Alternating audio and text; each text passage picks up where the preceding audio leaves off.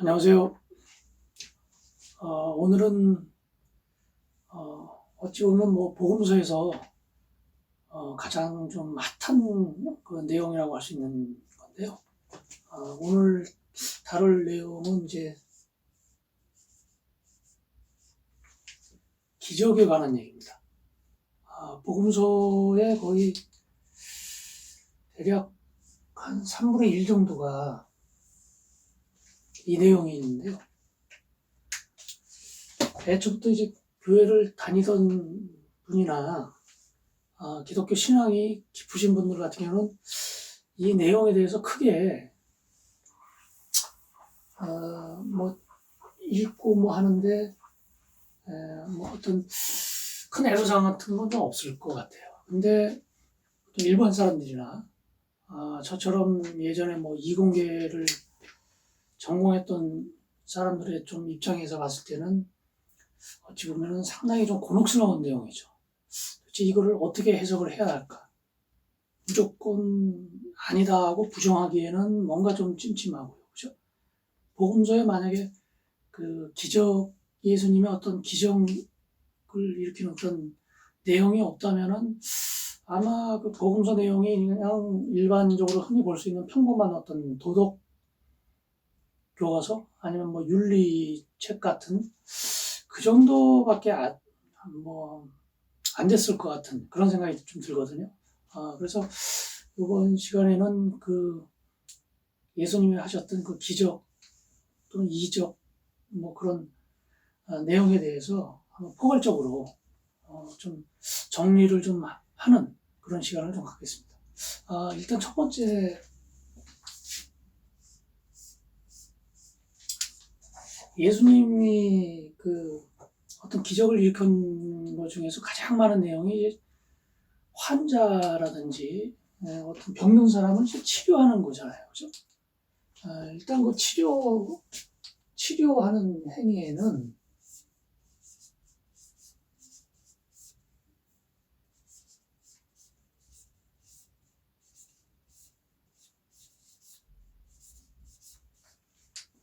그 치료하는 행위를 가만히 살펴보면요. 두 가지 버전이 있습니다. 크게 일단 예를 들면요. 지금 마가죠, 마가.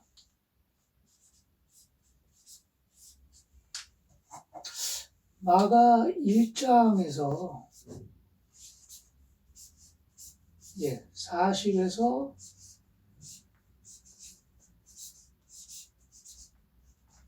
45절까지 내용이 있거든요. 이 내용은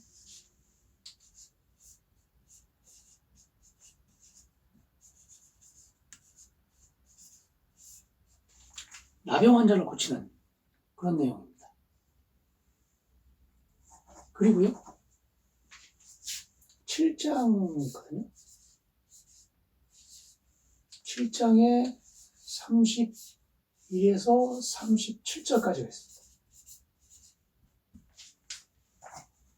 누구를 고치냐면요, 귀도 멀고요, 귀 멀고 말을 더듬는 사람,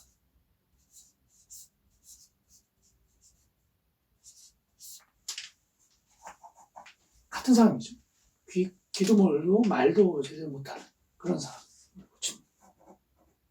근데 이 차이점이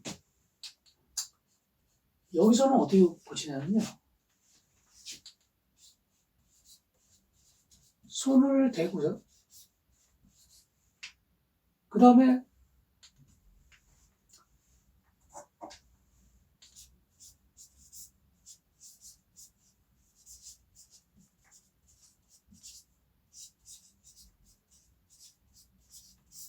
이러고 끝납니다. 그러니까 나병 환자한테 손을 대고 너 이제 다 나았으니까 깨끗함을 받으라. 그걸로 끝나요. 근데 여기서는요, 아주 복잡합니다. 손가락을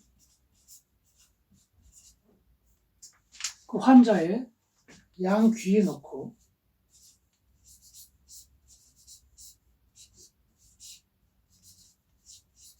넣고요. 그 다음에 침을 뱉은 다음에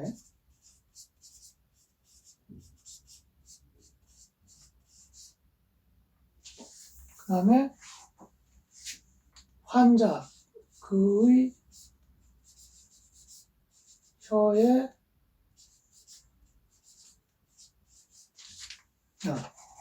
그의 혀 이제 손에다 침을 뱉고 그의 혀에 손을 대고요.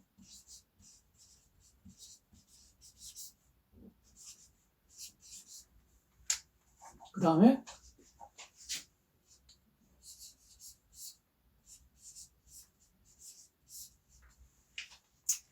에바다라는 말을 합니다. 이 뜻은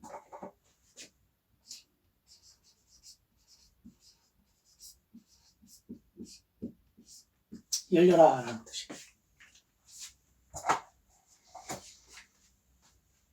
자, 이 보시면은 차이가 많이 나죠. 결과적으로 치료는 된 건 똑같은데요. 치료하는 방식이 이거 같은 경우는 어떤 치료하는 어떤 그 행동, 어떤 치료하는 어떤 행동 또는 어떤 그 예전으로 치면은 이게 뭐 의학적인 어떤 치료는 아니잖아요, 그죠? 그러니까 예전에는 뭐 의사나 이런 사람들이 없으니까 그 어떤 주술사라든지 이런 사람들이 이제 그런 일을 좀 맡기도 했는데, 그러니까 이런 치료나 혹은 이제 그 주술 같은 그 행위가 여기는 없죠, 지금. 그죠? 그냥 손 대고 깨끗해져라 한 거예요. 그러니까 난 거예요. 근데 여기는 분명히 이 행위가, 그죠? 이 행위가 아주 구체적으로 있죠. 이런 내용이 요거하고 비슷한 이런 식으로 이제 비슷한 게 하나가 더 있는데요. 마가복음에 어디에 있냐면은 이 8장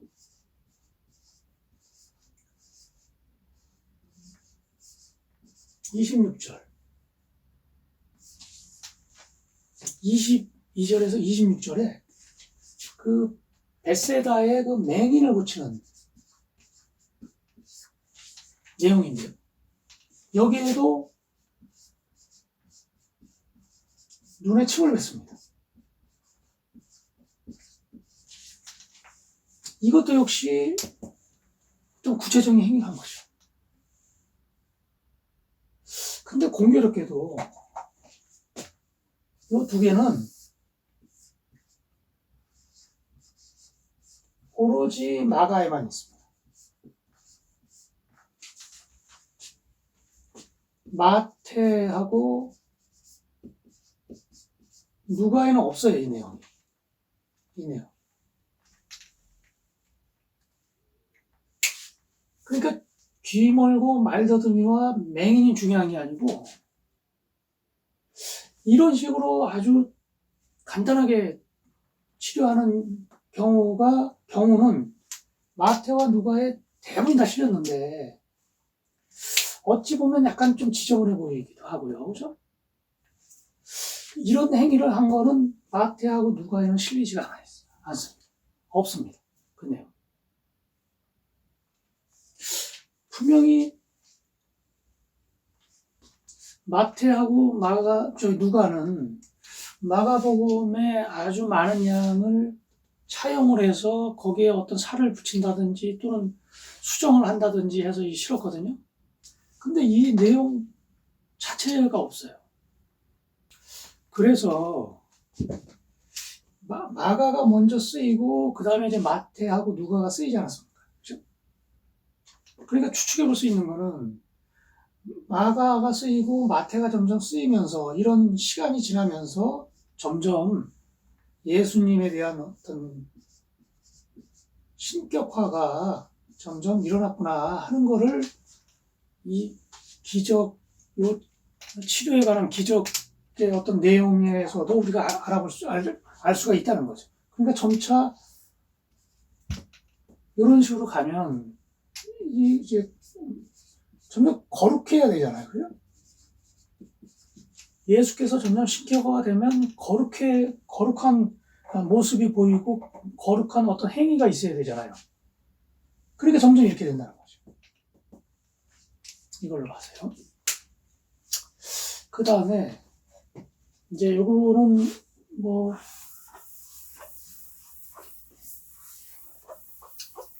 마가가 좀 더 일찍 쓰였다는 뭐 또 하나의 이제 어떤 간접적인 좀 증거가 좀 될 수 있겠고요. 그 다음에 복음서에 나오는 그 예수님이 하신 어떤 기적 그 내용에 대해서 한번 좀 정리를 하고자 합니다. 지금. 정리를 좀 해보면요. 일단 이 두 가지로 좀 이제 우리가 구분을 한번 생각을 해야 될 것 같아요. 그러니까 이 정리라는 게 과연 이게 이 불가능한 일이냐, 하지만 그거는 이제 기적이냐. 그러니까 예를 들면 이제 불가능이라는 게 있잖아요. 그러니까 이 불가능이라는 거는 말 그대로 가능하지 않다는 거죠. 그러니까 기적하고 좀 다르죠, 그죠? 기적은 일어날 확률이 아주 작지만 그러나 일어날 수 있다는. 예를 들면 뭐 로또 같은 경우 누구 하나 이제 1등이 됐어요. 그러면은 정말 기적 같은 일이네. 하지만 불가능한 건 아니죠, 그죠? 확률이 한 800만 분의 1이 되니까 800만 명이 전혀 다른 똑같지 않은 그런 상태로 번호를 쓰면은 그 중에 반드시 한 명은 당첨이 되겠죠. 확률상. 근데 이제 불가능은 절대 일어날 수가 없는 겁니다. 그러니까 이런 경우는 뭐냐면은 그러니까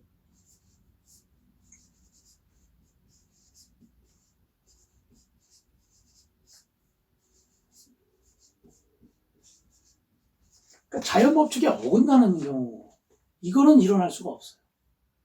그래서 예수님이 하신 그 어떤 예수님이 일으킨 기적 내용 중에 예수님은 이제 오병이어였죠.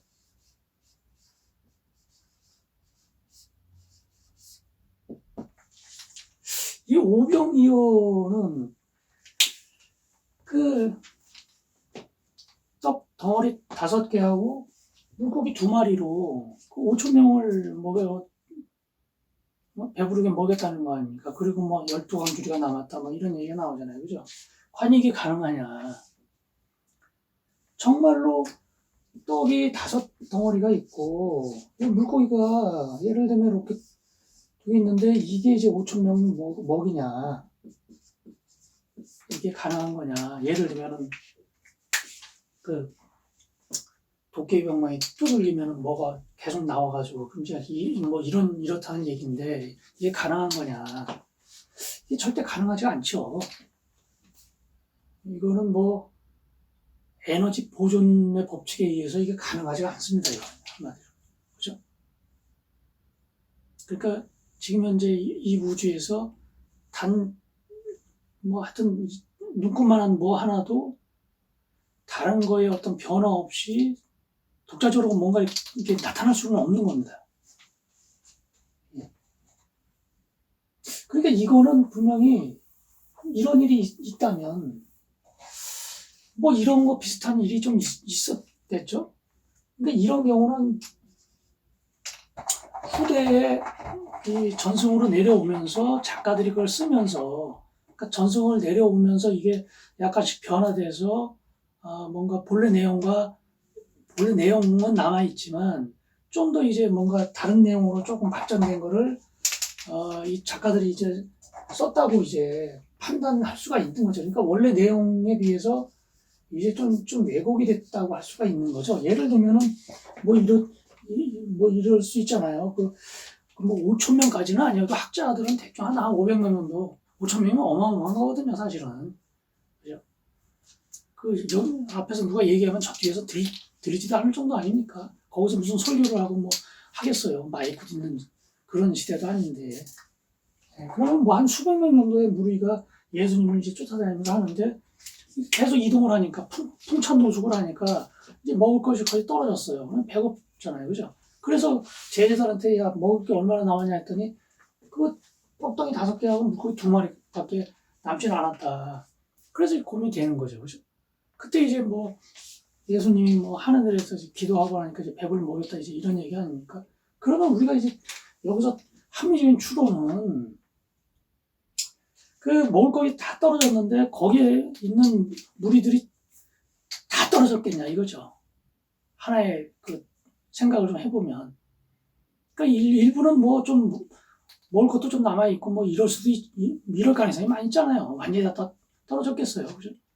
그러니까 이제 예수님이 뭐 기도도 하고 그러면서 우리 뭐 각자 가진 거 있으면 같이 한번 내놓고 한번 배고픔을 좀 이겨내자 뭐 이런 식으로 하면 사람들이 감동이 돼서 뭐 이것저것 음식을 내놓으면 갖고 가진 거 있냐면 한 끼 좀 배부르게 먹을 수 있는 거죠. 뭐. 그죠? 그럴 가능성도 있는 거고요. 혹은 이제 그 예수님 제자 중에서 좀 부유한 사람들, 예를 들면 뭐 예수님 이제 그 부활 장면에서 좀 나오는 왜 그 아리마대 요셉 있지 않습니까? 그죠? 그러니까 되게 부유한 사람이었고 예수님의 어떤 비밀 제자라고 그렇게 소개를 하잖아요. 그러니까 그런 사람들이 좀 일부 있을 가능성이 있는 거죠. 그죠? 그럼 그런 사람들이 예를 들면 그 예수님이 예수님을 추종하는 그런 무리들이 이제 설교 들으면서 다니다가 배고플 때 그때 나름대로의 어떤 그 재력이 튼튼하니까 먹을 걸 해서 이렇게 갖다 줄 수도 있는 거고요. 그럼 그게 하나의 어떤 기적인 거고 그렇지 않습니까? 그죠? 예. 그 다음에 이제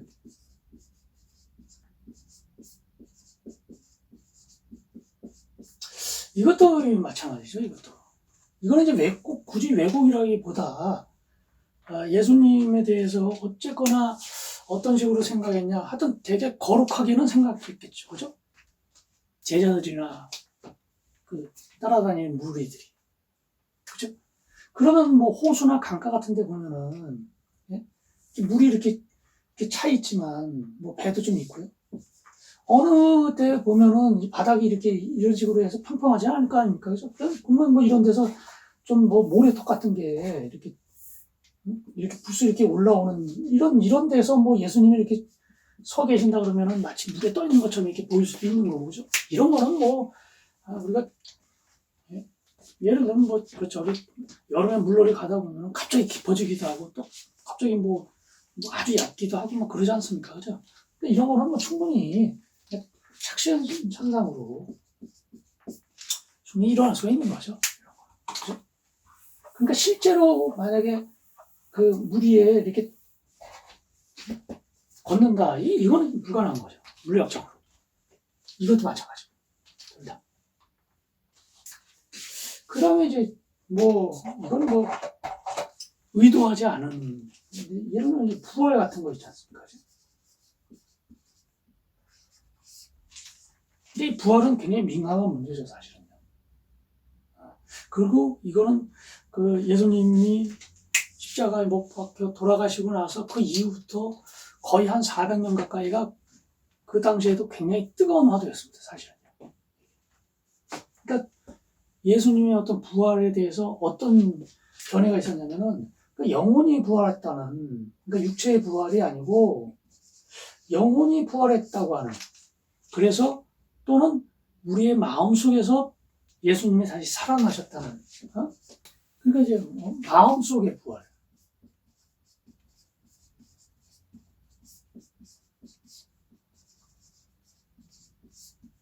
이런 견해가 있고요.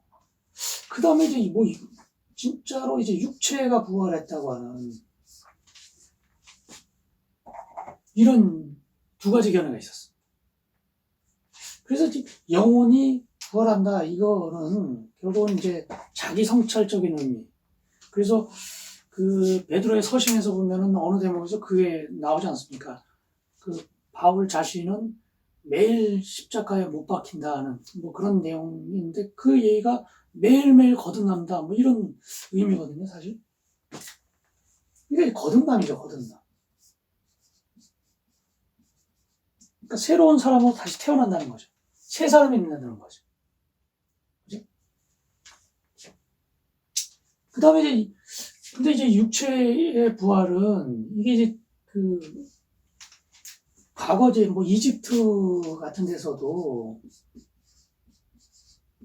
그 미라를 만든 목적이 그거 아닙니까? 그죠?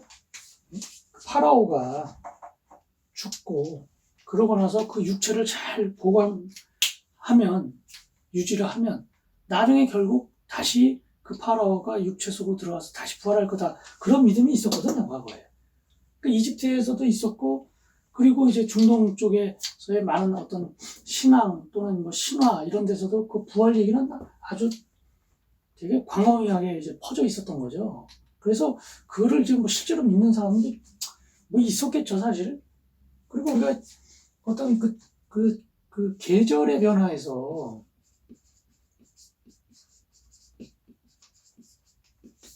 예를 들면은 한겨울 되면은 이제 그 뭐 어떤 날 벌레들이나 뭐 이런 게 전혀 눈에 띄질 않잖아요. 싹 죽어버리잖아요. 식물들도 다 이파리를 다 떨어뜨리고. 그런데 다시 봄이 되면 다시 꽃이 피고 그 없던 벌레들이 태어나고 다시. 그러니까 그냥 옛날 사람이 생각했던 죽었던 애들 다시 살아나는 건가? 뭐 그렇게 생각할 수도 있는 거죠. 계절의 변화에 따라서. 이 곰 같은 경우도 그 겨울쯤 되면은 이 굴로 들어가서 겨울잠 자잖아요. 그러니까 산에 굴에 들어가서 죽었다고 생각했는데 홈되면 다시 이제 깨어나서 나온단 말이에요. 그러니까 그런 어떤 부활이라는 게 그렇게 뭐 불가능하다고 생각하지는 않았지 않았을까. 예전 고대인들은. 그래서 이렇게 기독교인 중에서도요, 그 예수님의 어떤 그 사망 이후의 어떤 부활 논쟁에서 이거를 의미한다라고 주장하는 쪽이 있었고, 육체가 부활한다고 이제 주장하는 그런 쪽이 있었어요. 그래서 이게 이제 그 부활 논란, 예.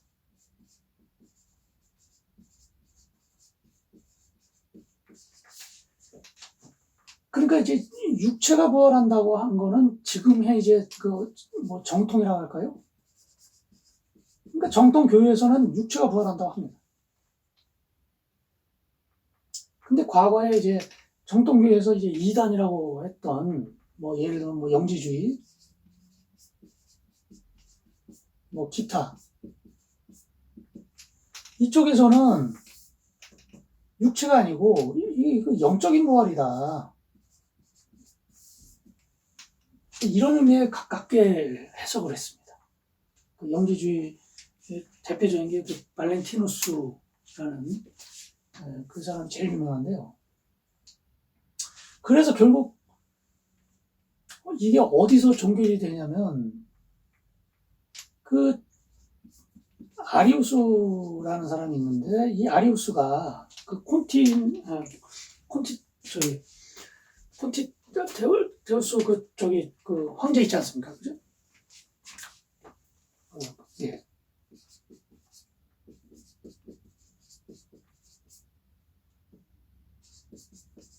예. 콘스탄티누스 그 황제가 기독교를 공인하고 그러고 나서 그 이후에 한 번 더 이제 교회를 통일하고자 그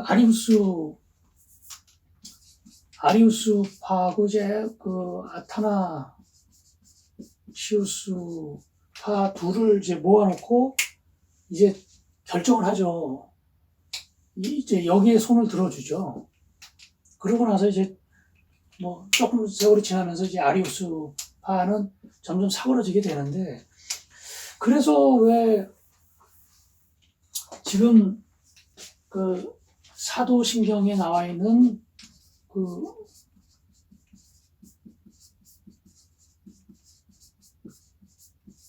요 내용 있지 않습니까? 그죠?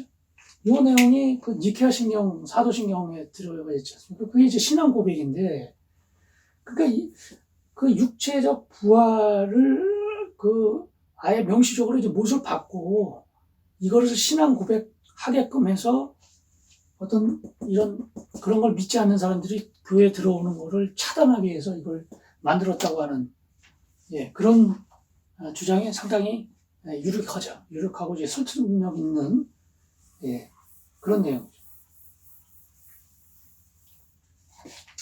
그 다음에 그러니까 이게 실제로 이런 거는 이게 불가능하죠. 이거는 참 이거를 믿고 안 믿고는 이제 선택의 문제겠지만, 이게 어떤, 과학적으로 일어날 수 있는 문제냐. 이거는 이제 불가능하죠. 이거는 이제 연력학 제2법칙에 의해서 불가능합니다. 우리가 왜 컴퓨터하고 다르거든요. 컴퓨터 같은 경우는 켜 있다가 전원을 끄면 꺼지고 다시 전원을 넣으면 다시 또 버튼 누르면 켜지잖아요. 그러니까 어떻게 그냥 표현이 좀 그렇지만 죽었다 다시 살아나는 거 아닙니까? 살아나는 거 아닙니까? 그죠? 그러나 생명체 같은 경우는 한번 이제 산소 공급이 끊어져서 이제 어떤 에너지를 생산하지 못하면 그 세포 내에서 어떤 분해 효소가 이게 방출이 돼요. 그래서 이게 완전히 이제 살아있을 때하고 전혀 다른 형태의, 예, 그런 이제 화학 반응이 막 일어나거든요. 그러니까 컴퓨터를 전원을 껐다 키는 하루 놔뒀다가 다시 킨다고 해서 컴퓨터에는 변화가 없잖아요. 그죠? 근데 사람은 죽는 순간부터 바로 변화를 하거든요.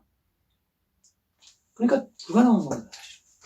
다만, 믿고 안 믿고는 이거에 대해서. 그거는 이제 어떤 개인의 선택의 문제고, 그거하고는 좀 다르게.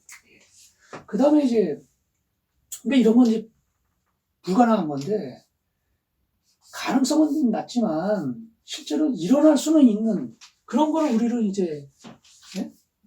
이 가능성은 낮지만, 이런 걸 이제 우리가 기적이라고 하죠. 그죠? 그래서 우리 흔히 얘기하면, 예를 들면 이게, 로또 같은 것도 있고요. 그죠?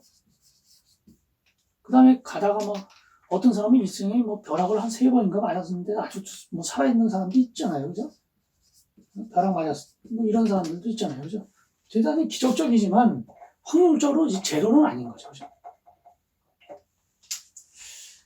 근데 이제, 우리가 이제 보험서 얘기하는 거니까, 그러면, 예수의 이제 치료 행위, 이거는 어떤 거냐? 이거는 이제 기적이죠. 그죠? 예를 들면 귀머거리가 이렇게 했는데 이렇게 나아진다든지, 그건 불가능한 건 아니죠. 시간을 두고 이제 좀 오랜 시간, 그러니까 우연히 이제 그렇게 될 수도 있는 거고, 또 그렇게 함으로써 뭔가 이제 좀 변화가 있어서 그럴 수도 있는 거고. 다만 여기서 우리가 힌트를, 이 기적에 대한 어떤 힌트는 하나 있는데요. 힌트의 결론은 뭐냐면은 이게 예수님에 대한 어떤 믿음이 강해지면 효과도 확실하다는 겁니다. 효과도 문제나. 만약에 믿음이 떨어지면 효과도 떨어진다는 얘기예요. 마가복음, 예. 6장 1에서 6절까지요. 어떤 대목이냐면, 예수님이 제자들과 함께 고향으로 갑니다. 나사렛이겠죠, 그죠? 그리고 회당에서 이제 가르침을 설교하죠, 그죠?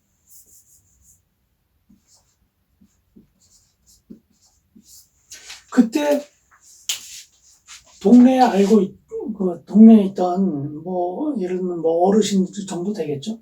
그 예수님을 잘 알던, 어렸을 때부터 봐왔던 그 사람들이 하는 얘기가 아주 깜짝 놀래가지고, 깜짝 놀라서 어떤 얘기를 하냐면, 이 사람이 도대체 어떤, 갑자기 이런 재주가 어떻게 이렇게 나왔냐. 저런 학식과, 예? 우리가 알고 있던 이 사람은 이제 예수님이죠. 이 사람이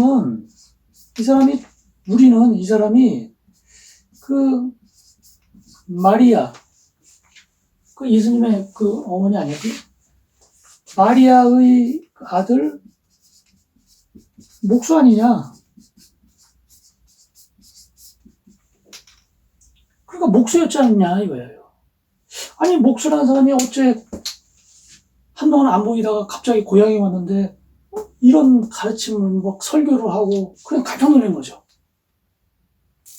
그리고 이어서 이제 야고보, 요셉,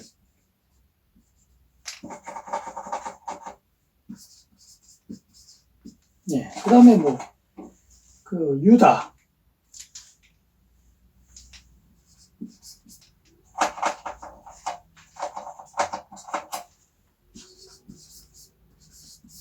시몬.